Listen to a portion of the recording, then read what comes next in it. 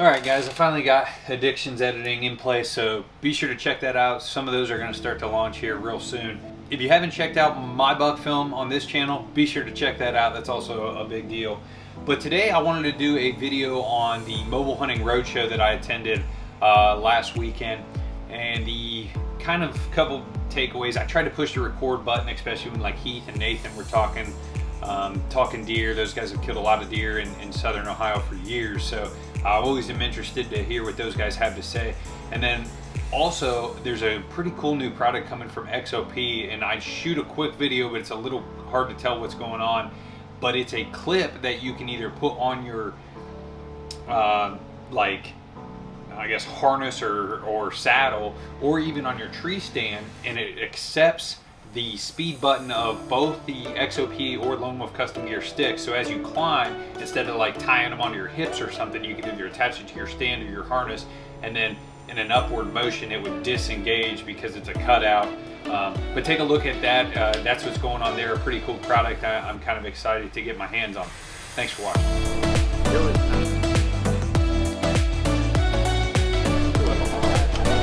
Podcast, but it's going to go live as a podcast. So any questions, anything you guys can think of regarding stand setup, hunting, strategy, tactics, once we introduce the speakers too, you'll have a little bit better idea as far as those guys that you want to address. But this is a book right here. Write down a question.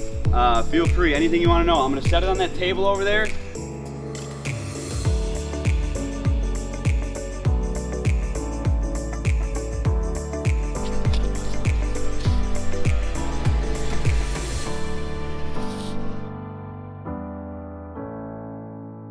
Cody, what piece of public land are you putting this camera 40 foot in the air on? If I told you, I'd have to kill you, Byron.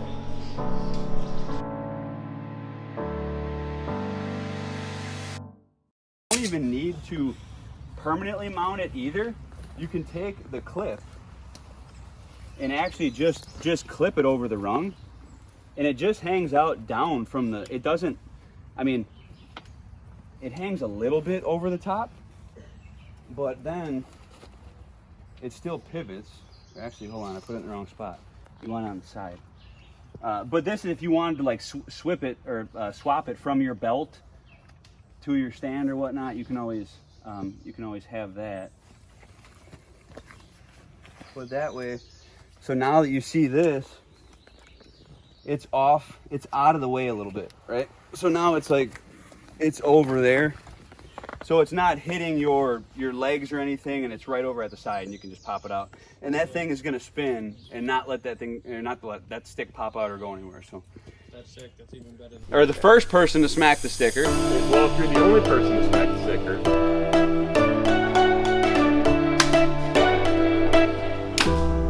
Oh! Yeah, you're right there.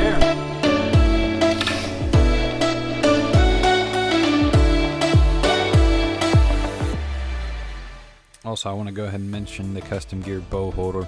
Note it's got a stopper here in the upright position, but it can be folded away during transport. And I did put my hands on it, as far as it's definitely significantly lighter than, say, the third arm bow hanger. There is early season, and through that October lull, it's just not going to be with bucks raking trees on field edges. So I probably have over.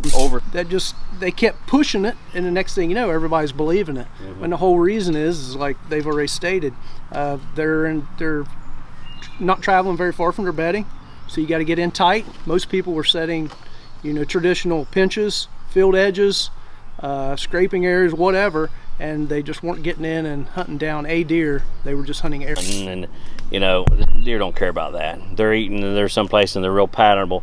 If it was someplace I was going on a trip, it'd probably have to be like last week of October, to where you could go, and if you go too early, there's no sign there really even to read. I mean, you're just reading, if you go there, if it was a trip, that's when they're making the sign. That last week of October, they're on their feet, they're making the sign, and you could come into a place, and I guess it's fresh sign, easier to scout that last, but in my farm over here, I need that first week. I've been waiting too long for it. The more depends on what time of year it is. If it's early season, You got to get out there and put boots on the ground to find them. They'll switch, they'll adjust, they'll move to food. So I found a lot of them sometimes on the south-facing slopes, on little finger ridges and stuff like that, close to acorn flats. And what I found is too, is you would think, oh, they're not going to have the wind advantage there. Well, they do, because as soon as that sun pops up over the horizon, the thermals hit that hillside and they're catching everything coming up to them. So it's a thermal bed, I guess you could say, that's positioned close to food. So if you find the food, depends on what the pressure is too, usually they're within a few hundred yards of that and you can find them. But sometimes if the pressure's on, you just got to go look. You can't just say, oh, I know he's going to be there. In my opinion, he's going to be here because this sets up perfect for him. Well, it doesn't mean that. He could be, 100 yards off that food on one of these little knolls, a little high spot right over a ditch, overlooking and catching all the thermals. So it just depends. You got to scout it to figure that out. And it changes from year to year. You could have these white oaks producing acorns one year, and the next year they're not producing. So he has no reason to be there. And he's headed down to a crop field over here, so he would be positioned up perfect for this northeast slope and headed down that way. It just depends, in my experience. Best bow hunting with around here in like probably late 80s, early 90s, we'd take and tie a piece of thread to our hat, and you just put on the hat bill, you put the thread up there, and then when you sit in the stand and you look and I'm good or whatever. But what you get a lot of around here, and I didn't really start to, and you'd throw up a milkweed or something before you went in the woods, but what I didn't really, just the last few years, has opened my eyes to the thermals around here. Because you watch this stuff on TV and you see a guy, he's sitting in a tree stand, and he gets in there at 3 o'clock and everything's cool, and at 5 o'clock he's like, my wind's changed, I'm getting down, I'm going on. You do that here, you're crazy. I mean, you got 2 days off work, you're hunting, you get in the tree stand and wind, it swirl at 5 minutes, it might be back the way it was. Just the swirling winds and stuff, and just checking it with that scent bottle. Once from going from the string on the hat to the puffer, and I tell you, I have the world's worst to sit there and puff. Yeah, puff, shit, puff. You put the stupid thing away. That milkweed and that little thing has taught me so much, because I've sat there and I like, you puff it and you're like, oh yeah, that's perfect. And then you drop that piece of milkweed and you watch that milkweed get right to where you couldn't see the thing, and then start dancing and then go up the hill, and you're just like, so now I'm going. This would follow, but you put a lot, you got to put, I'm not saying don't hunt the wind, you got to, but when you're out west, a lot of times it's the same wind for a couple days, and you can predict. Around here, if that wind switches when the sun starts going down, just chill out for a little bit. It may go right back the way you want it. Don't get out of the stand and abort the mission. Drop that milkweed, and maybe then okay, I'm on the verge. It's right there. If he does come in, I'm going to have to bust him here before he gets here. Yeah, it's using that and turn around and shoot a deer. Never. It's never happened. Like even, and it was accumulation of a lot of years of getting to that point. But and all the times where I would set up in a spot like that, I'd end up either not getting shot off, getting busted. It always ended horribly. So my process, and in the whole mix of this, that's like we talk about manipulating this area.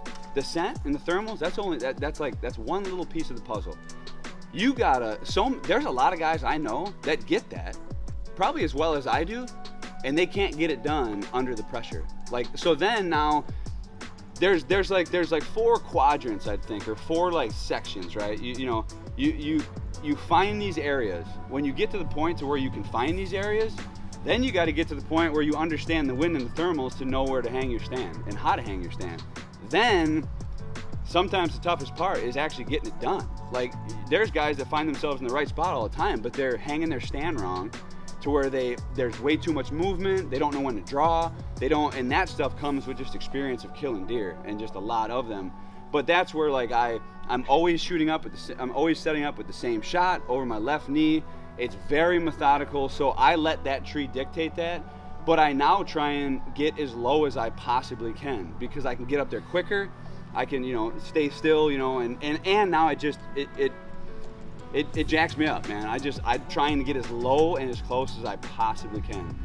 And a lot of the times, and even down here I was doing it, I was really trying to stay low, and even if it was sketch, I'd use the tree to my advantage and maybe get completely off the backside to where I'm still shooting the same way, but they can't even see me. You know, I'm 4 feet up. When they're seeing, that's all they see is straps on a tree.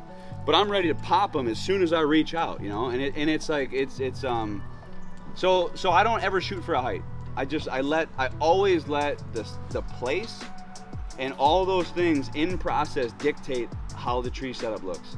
So first, and that hits with cold fronts or just crazy rut activity. But anyway, I was sitting in this woodlot and actually, so the old man told me, this was like right as I started venturing out on my own as like a hunter when I was just a kid. He told me, he's like, go find yourself a spot in this woodlot. You know, there's big bucks come off that river all the time, and them rivers in the rut are like highways. You know, like just like these just like train tracks and, you know, hedgerows in Kansas. Like there's different you know, things that these bucks run. So over here it's this river. You know, they run this river system.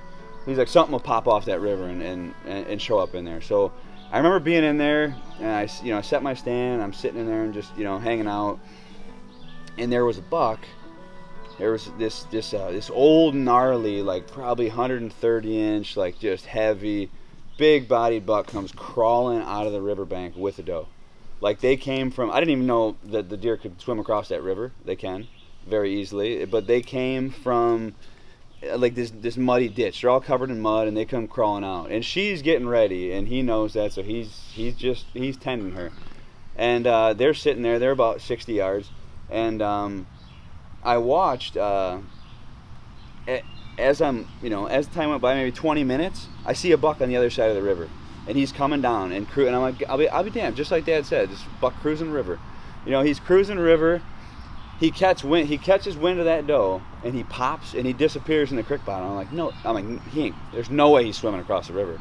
Swam right across, popped up on that bank, and then popped up on that bank, and then was just hanging out. And this 130, this old boy that was with the doe wasn't giving an inch, and he was like, you know, don't even try it.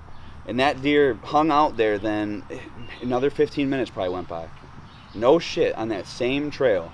And this is the trail that doe and buck came from originally. I just didn't see it. So on that same trail, another buck was on that trail. And I'm like, well, you got no way, you know? And this other buck is just sitting there. Everything's all like, they ain't moving a muscle. They're both watching this doe, and they're both watching each other, and nothing's happening. This buck comes running down the trail. And I'm like, wow, this is insane. Like, you know, I'm watching this all for the first time. Disappears down the creek. I'm like, no way. Sure as shit. Pops right back up that trail. And then he's sitting there, and then him and that other buck are kind of like right next to each other, but the old buck still got the girl, right? Another freaking buck 10 minutes later comes, and now these are good bucks. These are like 145. Like I'd have shot any of these bucks at that point in time. I was like, oh my god, this is insane.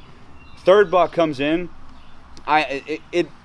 Still to this day I wonder if it was like somehow like planned or something between these other bucks. But he comes over, pops up on the ridge, and this buck decides he wants to test. Like he's like, all right, well, you know, I'm gonna get this doe. So he starts creeping toward the old buck, and that his hair just pops up like a blowfish. And he starts sideways on that deer, and that deer backs up. Just backs up, goes off like maybe 50 yards, and I'm like, oh shit. Another one of those bucks 5 minutes later tries to test him. He does the same thing. At that point in time, I'm not shitting you, all three of those bucks that just got punked, it was almost like they looked at each other and they're like, we can all take this guy. I swear to God, they all advanced this deer at the same time. And what I seen next was the craziest thing I've seen in the woods to this day. That buck reared up, hair out, dug in, and it was like battle royale. He fought off all three of those bucks like at the same time. He locked up with one, dug in, got like pushed over, got up, like charged the other one, like, I mean, and that doe was just pinned down in this little thicket. He fought them bucks for like probably 15 solid minutes, gassed, just drooling, and he kicked all their asses, and they all left tail between their legs. And then he was like, just at the end, was just like standing like this, and then the sun went down and I lost track of both of them. But it was like the coolest thing I've ever seen in the woods, just because like it was like so freaking like what it's about.